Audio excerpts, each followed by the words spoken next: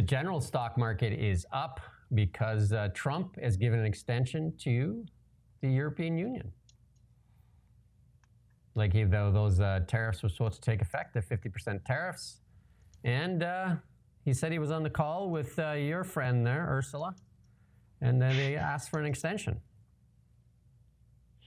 And he was saying, like, as usual, with this sort of ridiculous floral language where it's like, it is my privilege to do so, or something.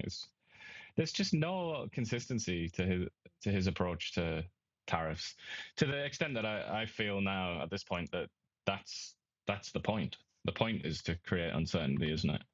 Yeah, I think so. Just to rattle markets. But markets right now, the Dow is up about almost 1.7%, up like 697 points.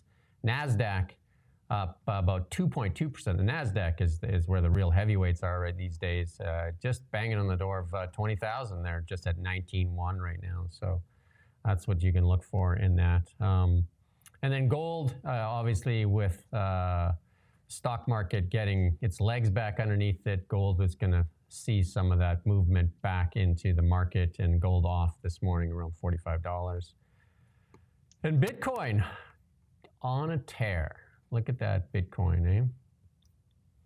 Bitcoin, we talked about this for quite a while when we were talking about it in the $80,000 range, that it looked like when it started to find its footing there, that would likely challenge its old high.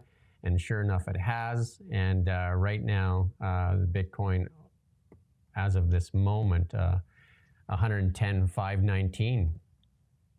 Not too shabby, hey, for the Bitcoin. And in Canadian dollars, craziness. Take a guess in Canadian dollars, just for a lark. 150. There you go, 152. Pretty dang close. There you go. Getting there on my conversion rates now. There you go. Canadian dollar. Waiting for, I think, like Mark Carney at some point is going to have to be decisive, pipeline or no pipeline, and that's going to really tell you a lot of what's going on. Like he keeps kicking that can down the road there, but at some point, the rubber's going to have to meet the road. Well, it looks like that little drop is a reaction just now to the King's speech, because there was nothing in there specific about resource development. There was just the same old superpower in green and conventional energy, which I imagine that some investors will look at that as a pretty big disappointment. Yeah.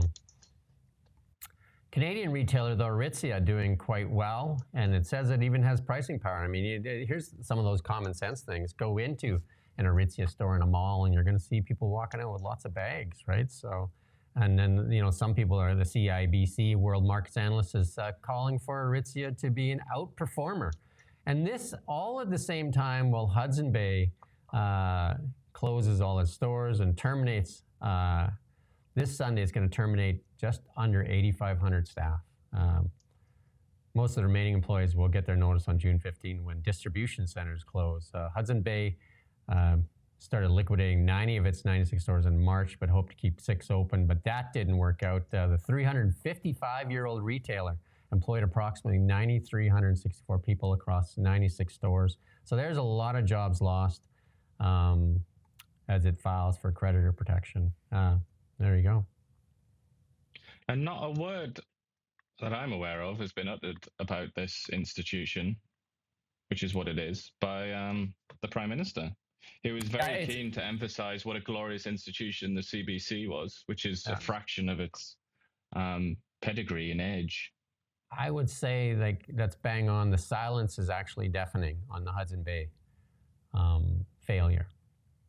Like the media and this is a company that is literally synonymous with Canada.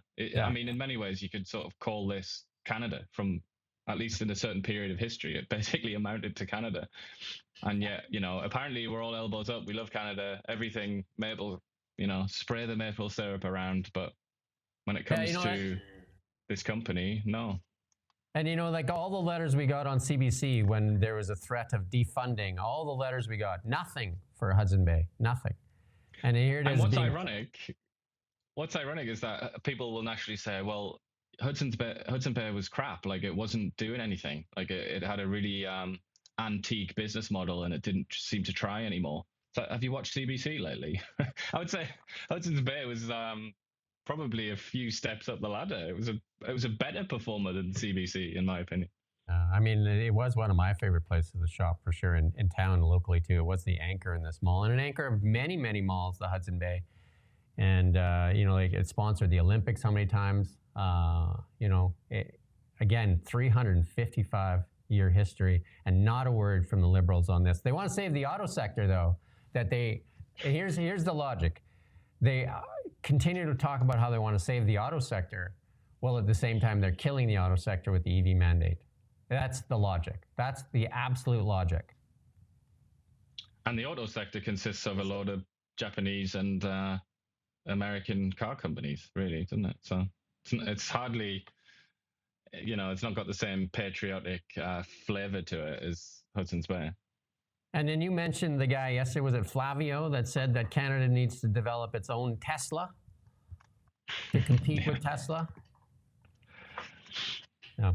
Tesla shares on a rocket ship this morning as well. Tesla shares up significantly as Musk says he's going to focus on his companies as opposed to politics. So, and also, we're going to talk about it in a bit, the Starship is on the pad and ready to blast off here later today. But Tesla shares up this morning, almost 6%. There you go. And Flavio, hopefully he can launch his IPO and see how much interest there will be in doing that.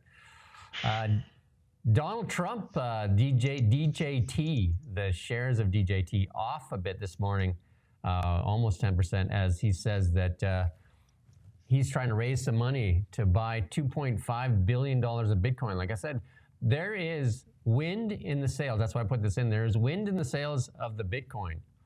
Lots of investment banks in the United States buying into Bitcoin. Lots of the younger generation into Bitcoin, big time too, right? It's definitely a younger person. A lot of the gold bugs definitely resistant to it. But now, a lot of people coming around to Bitcoin in its way to trade.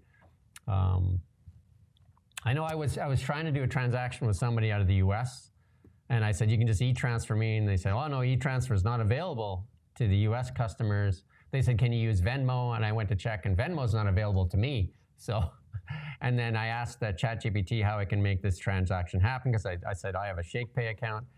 And it said, nope, the only way to do it is you can use, PayPal or Bitcoin, it said. There you go. That's a ridiculous flaw, really, isn't it, in the US-Canada relationship there, that there isn't a system for transferring cash. And it was a couple $100, right? So you think it'd be quite easy, because I can e-transfer you, money very simply. Yeah. But I would say that there's a company called TransferWise, what's now called Wise, that lets you transfer from one currency to another. I mean, I assume that's maybe possible, but I'm guessing you wanted to transfer US dollars to a US dollar account, so maybe it wasn't in that case. No, it was she was trying to send me a couple $100 in Canadian. Maybe Wise is the answer. PayPal and or Bitcoin. So there you go.